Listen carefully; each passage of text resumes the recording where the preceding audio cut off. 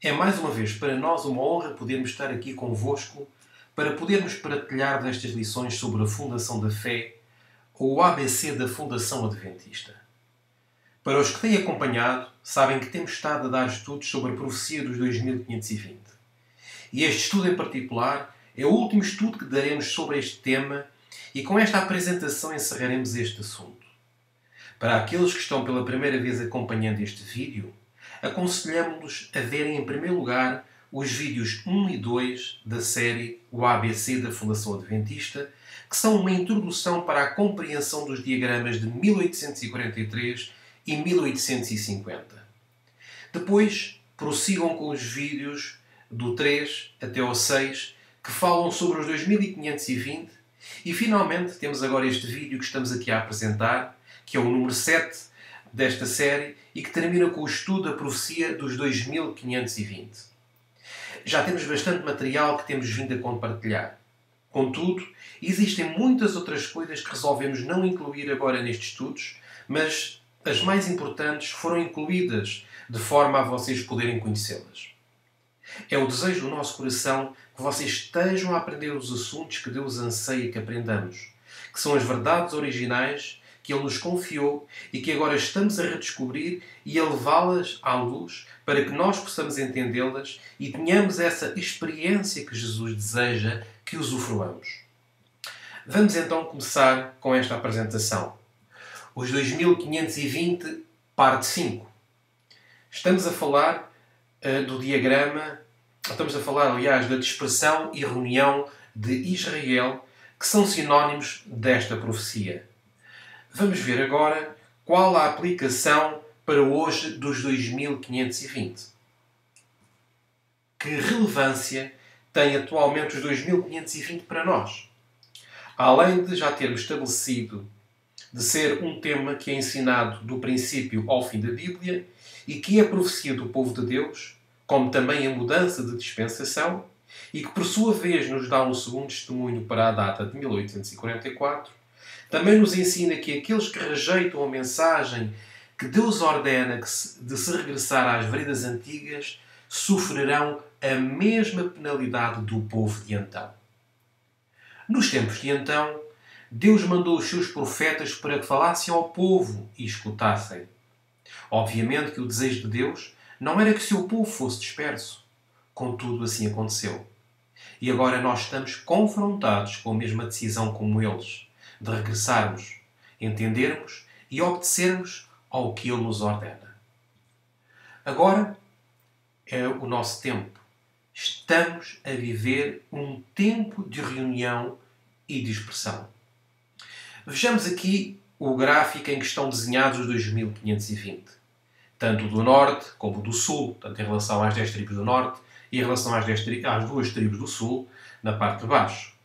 E um dos assuntos que ensina este gráfico é que, assim como a profecia dos 2300 dias que vemos na parte de baixo deste diapositivo, aponta para um tempo no qual seria começar a purificação, o tempo da purificação do santuário, que começou em 1844 e que, todavia, ainda não terminou. Assim também os 2520 apontam para um tempo no qual o povo de Deus irá ser reunido novamente para levar adiante essa obra que começou em 1844, mas que ainda não terminou. Todavia, terminará até à segunda vinda de Cristo. Esta profecia tem também muita relevância, assim como tem a profecia dos 2300 dias. Como já dissemos num estudo anterior, uma é o apoio da outra. Uma não pode permanecer sem a outra. Assim, o que estamos a fazer é apenas passar um pouco mais de informação sobre as profecias, mas o que desejamos que vejam é que a data de 1844 a que podemos ver nestas duas profecias. As duas terminam nesta data precisa, mas na realidade apontam em si para essa data que é quando começaria-se a fazer esta obra. Vejamos agora o que nos diz a inspiração com referência a estes temas, ou ao tema especial das profecias que estamos a falar de uma forma especial. Vivendo entre as cenas do seu cumprimento. Quanto mais plenamente aceitarmos a luz apresentada pelo Espírito Santo mediante os consagrados servos de Deus, tanto mais profundas e seguras, mesmo como o trono eterno, parecerão as verdades da profecia antiga. Teremos a certeza de que homens de Deus falaram segundo foram inspirados pelo Espírito Santo. Os próprios homens devem estar sob a influência do Espírito Santo a fim de compreenderem suas declarações mediante os profetas. Essas mensagens foram dadas não para aqueles que anunciaram as profecias, mas para nós que vivemos entre as cenas de seu cumprimento. Encontramos esta passagem em Mensagens Escolhidas, volume 2, página 114, segundo parágrafo. Então, estas mensagens, estas profecias, servem para nós que estamos a viver no meio dos acontecimentos que constituem este cumprimento destas profecias. Sabemos que não estão ultrapassadas, mas são verdade presente para nós atualmente. Continuemos com o próximo diapositivo. As suas profecias são válidas para nós. Nunca estamos ausentes da mente de Deus. Ele é nossa alegria e nossa salvação. Cada um dos antigos profetas falou menos para o seu próprio tempo do que para o nosso, de modo que suas profecias são de utilidade para nós. Estas coisas lhes sobrevieram como exemplos e foram escritas para a advertência nossa, de nós outros, sobre quem os fins dos séculos têm chegado. 1 Coríntios 10, 11. E toda esta passagem encontramos também no mesmo livro, Mensagens Escolhidas, mas agora no volume 3 e na página 338 e no primeiro parágrafo. O que pretendemos realçar aqui é que cada um dos profetas, todos os que estão na Bíblia, incluindo o profeta Moisés, que colocou a profecia dos 2520, todas estas profecias são válidas para nós. E isso também o vemos na passagem que acabamos de ler, de 1 Coríntios, capítulo 10, versículo 11. Chegamos ao fim dos séculos, e estas profecias, conforme nos diz o apóstolo Paulo, foram escritas para a nossa advertência. Não iremos entrar em maiores detalhes sobre isto, mas o que desejamos é que vocês estejam a fazer a vossa tarefa, que é estudar e pedir a direção de Deus para que vos ensine estas coisas sobre os demais eventos que ocorrem neste tempo. Os 2520 estão a ocorrer nos nossos dias. A dispersão e reunião está a ocorrer nos nossos dias, pois isso é o que simboliza a profecia dos 2520. Vejamos esta outra passagem. Esses homens do Antigo Testamento falaram de coisas que aconteceriam em seu tempo. E Daniel, Isaías e Ezequiel falaram não somente de coisas que lhe diziam respeito como verdade presente, mas a sua visão se estendeu ao futuro e ao que ocorreria nestes últimos dias. Encontramos a passagem em Mensagens Escolhidas, volume 3, página 419, quinto parágrafo. Então, as profecias destes profetas, como nos fala o livro de Isaías, em que o apresenta o começo dos 2520, diz que esta visão destas profecias estendem-se ao futuro e que ocorreriam nos nossos dias. E é precisamente isso que teria que ocorrer nestes últimos dias. O que desejamos enfatizar, mais uma vez, é que as profecias que foram dadas têm, na realidade, o cumprimento pleno e total atualmente. Quando começa para nós o último tempo de reunião e dispersão? A última reunião e dispersão. Vamos ver em que dia começa essa última reunião. Vejamos então o que nos diz o profeta Ezequiel no capítulo 34 e nos versos 11 a 13. Porque assim diz o Senhor Deus: eis que eu mesmo, procurarei pelas minhas ovelhas e as buscarei. Como o pastor busca o seu rebanho no dia em que está no meio das suas ovelhas dispersas, assim buscarei as minhas ovelhas, e livrá-las-ei de todos os lugares por onde andam espalhadas. E vejam o dia em que ele as vai recolher e vai reunir. Isto é, como vemos agora a seguir, a vermelho, no dia nublado e de escuridão. E tirá-las-ei dos povos, e as congregarei dos países, e as trarei, ou reunirei, à sua própria terra. E as apacentarei nos montes de Israel, junto aos rios e em todas as habitações da terra. Ezequiel, capítulo 34, versículos 11 a 13. Vemos que as ovelhas têm estado dispersas, mas chega um dia em que nos diz aqui que Deus as vai trazer ou juntar. E esse dia é um dia nublado e de escuridão. Vemos aqui que a reunião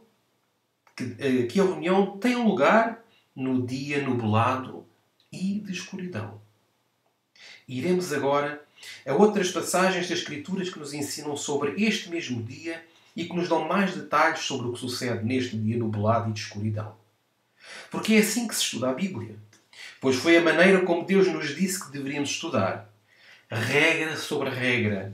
Um pouco aqui, um pouco ali, linha sobre linha e texto com texto. É assim que temos que comprovar as verdades que estamos a falar. Vejamos agora a próxima passagem escriturística sobre a reunião e dispersão. Encontramo-la em Sofonias, capítulo 1, e nos versículos 12 a 16. E há de ser que, naquele tempo, esquadrinharei a Jerusalém com lanternas. Vai haver um juízo em que Deus vai estar a esquadrinhar a cada um. E castigarei os homens que se espeçam como a borra do vinho, que dizem no seu coração: o Senhor não faz o bem nem faz o mal. Ou seja, que pregam paz e segurança. Por isso, serão saqueados os seus bens e assoladas as suas casas. E edificarão casas, mas não habitarão nelas. E plantarão vinhas, mas não lhe beberão o seu vinho. O grande dia do Senhor está perto. Sim, está perto. E se apressa muito. Amarga é a voz do dia do Senhor. Clamará-lhe o poderoso. Aquele dia será um dia de indignação, dia de tribulação e de angústia, dia de alvoroço e de assolação. E agora tomem atenção nas palavras novamente a vermelho.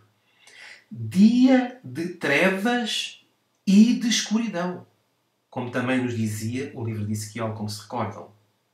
Dia de nuvens e de densas trevas, dia de trombeta e de alarido contra as cidades fortificadas e contra as torres altas. Sofonias, capítulo 1, versículos 12 a 16. Temos aqui uma expansão desse mesmo dia que Ezequiel nos falou, havendo aqui, contudo, mais detalhes sobre o que sucede durante esse dia de trevas e de escuridão. Vemos aqui que este dia nublado e de trevas e escuridão é um dia de juízo, ou de juízo dos vivos.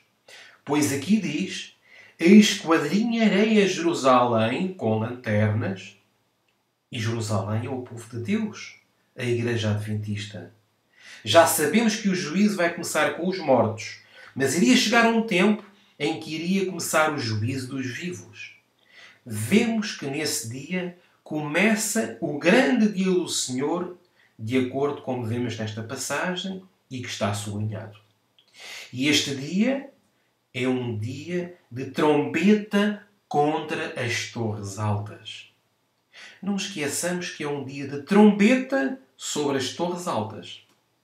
Vemos que este é um dia de reunião, onde Deus está a efetuar essa reunião do seu povo e onde uns estão a ser dispersos pela razão de não quererem escutar a sua voz.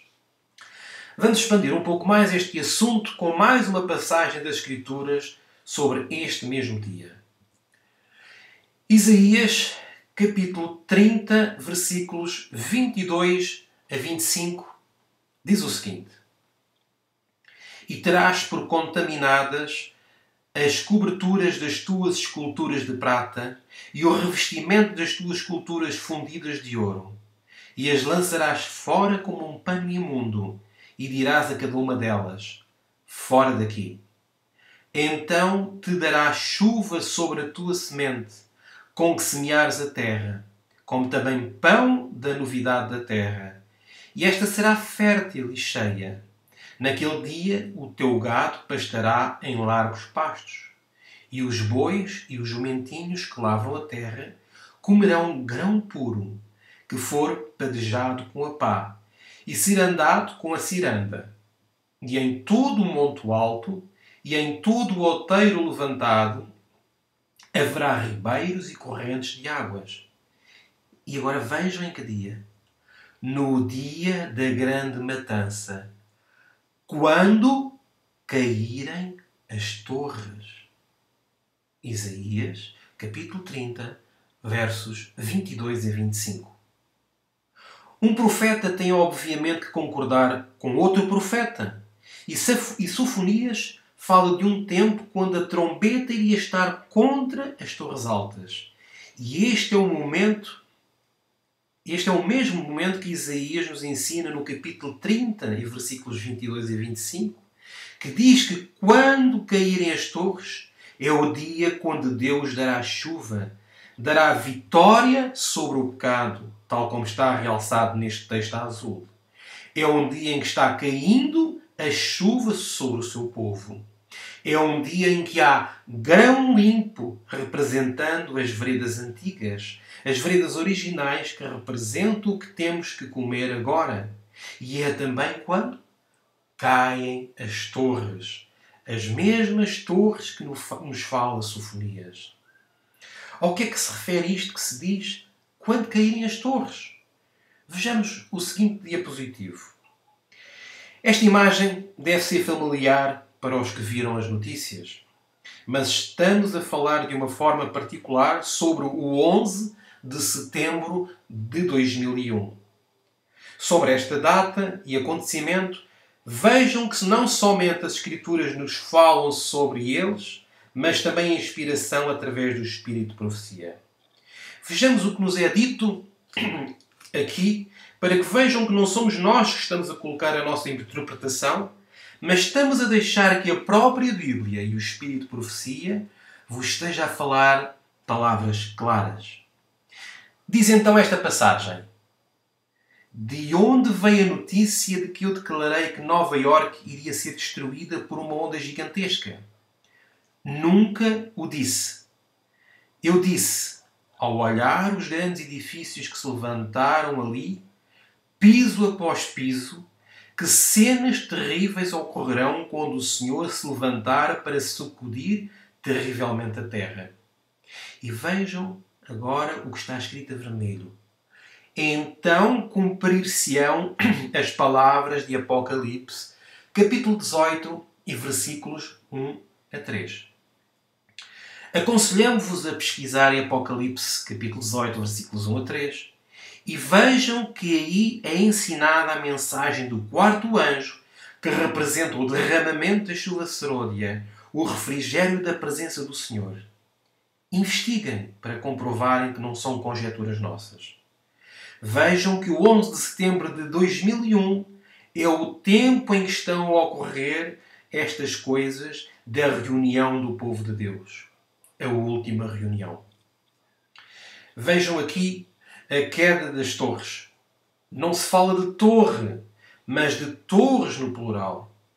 Os únicos edifícios que sabemos terem caído na nossa história são os edifícios de Nova Iorque, as Torres Gêmeas. Continuemos com a passagem. Mas eu não tenho luz em particular a respeito do que sobrevirá a Nova Iorque. Ela não fala sobre Los Angeles, sobre Chicago, mas sobre Nova Iorque. E a única coisa que sei é que algum dia os grandes edifícios dessa cidade serão derrubados ou cairão as torres altas. pelo poder transtornador de Deus. Temos aqui uma imagem das torres a cair. Pela luz que me foi dada, sei que a destruição está no mundo. O grande dia do Senhor que nos fala Sofonias. Por uma palavra do Senhor, por um toque do seu poder, e estas estruturas maciças cairão. Cenas de medo terão lugar que nem podemos imaginar. Toda esta passagem encontramos-la em Review and Herald, 5 de julho de 1906, no parágrafo 14. Vejam que aqui é quando caem as torres. Este é o evento que marca os acontecimentos que temos vindo a falar e que as Escrituras nos ensinam e que simplesmente vos estamos a referir para que vocês possam ver. Vemos novamente aqui como as torres foram derrubadas, como a trombeta tocou contra elas, e a trombeta sempre simboliza guerras, batalhas. E este é o começo destas batalhas. 11 de setembro de 2001. Este foi o dia em que caíram as torres altas que nos é falado nas profecias de Sofonias e de Isaías que temos estado a falar. Existem outros textos que falam sobre este assunto, mas não temos tempo agora para os abordar. Abordá-los-emos quando falarmos sobre as trombetas, um estudo posterior. Estamos apenas agora a dar 2 testemunhos, mas na realidade estamos a dar-vos 3, porque temos também a passagem do Espírito de Profecia. E diz-nos a Escritura que pela boca de 2 ou 3 testemunhas uma coisa se estabelece.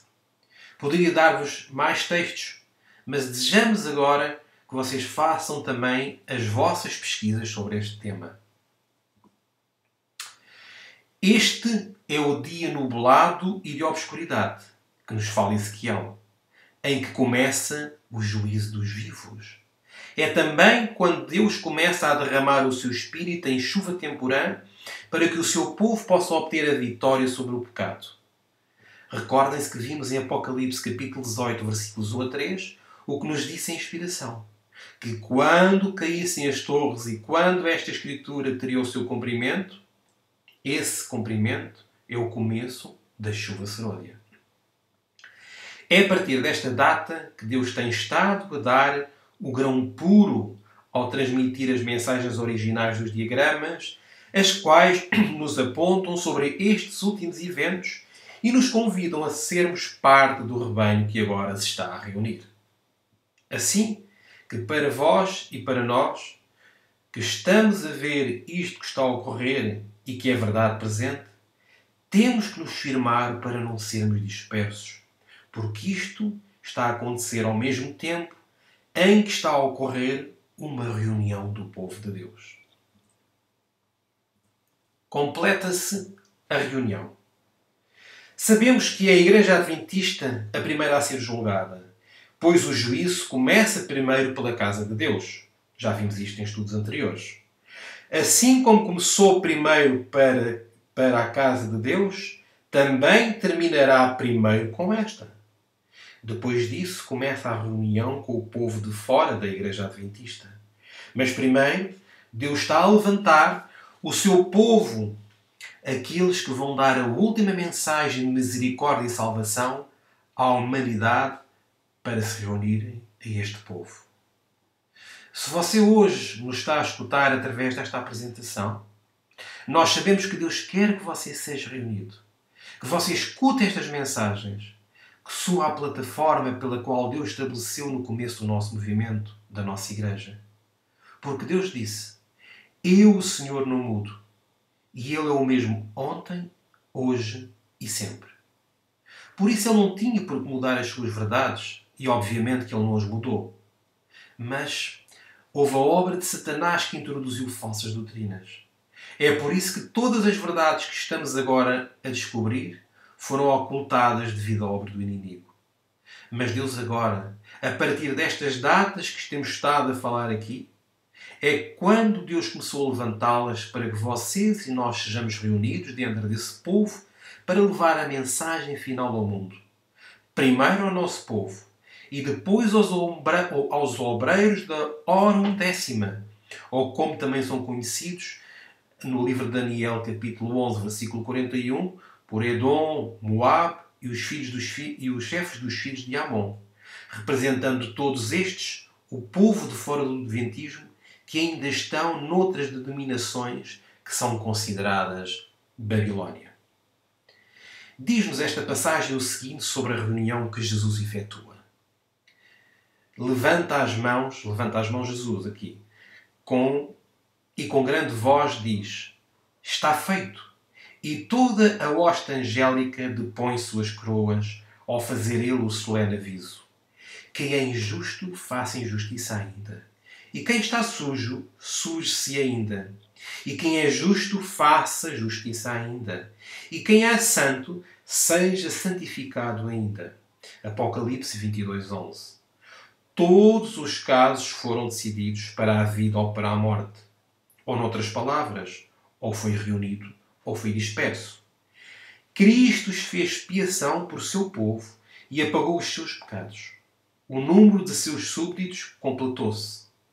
Os 2520 chegaram ao seu fim. E o reino e o domínio e a majestade dos reinos debaixo de todo o céu estão prestes a ser entregues aos herdeiros da salvação. E Jesus deve reinar como Rei dos Reis e Senhor dos Senhores. Esta passagem encontramos no livro O Grande Conflito, página 613, segundo parágrafo. O que pretendemos perguntar aqui é se você que nos está a ouvir agora vai estar nessa reunião ou se vai ser disperso, assim como o povo de Deus na Antiguidade o foi por não ter escutado a voz que falava aos seus corações. A palavra de Deus diz-nos: se hoje ouvirdes a sua voz, não endureçais o vosso coração. É através da palavra que Deus nos manda, através destes estudos dos 2520, que Deus chama a você a regressar às veredas antigas para que possa dar-lhe do seu Espírito. Porque somente aqueles que regressam, que são refrigerados, que descansam, e esse descanso representa ou é sinónimo da descida do Espírito Santo, assim como nos ensinam as Escrituras. Desta forma, temos agora esta oportunidade. Isto é o que representa os 2520, a reunião e a dispersão de Israel da nossa Igreja, do nosso povo que atualmente está a ser reunido e, por sua vez, está a ser disperso por estas verdades. Esperamos que você tenha sido iluminado com a glória do quarto anjo e que estas verdades sejam o fundamento da reforma e do reavivamento que tem que acontecer na sua vida.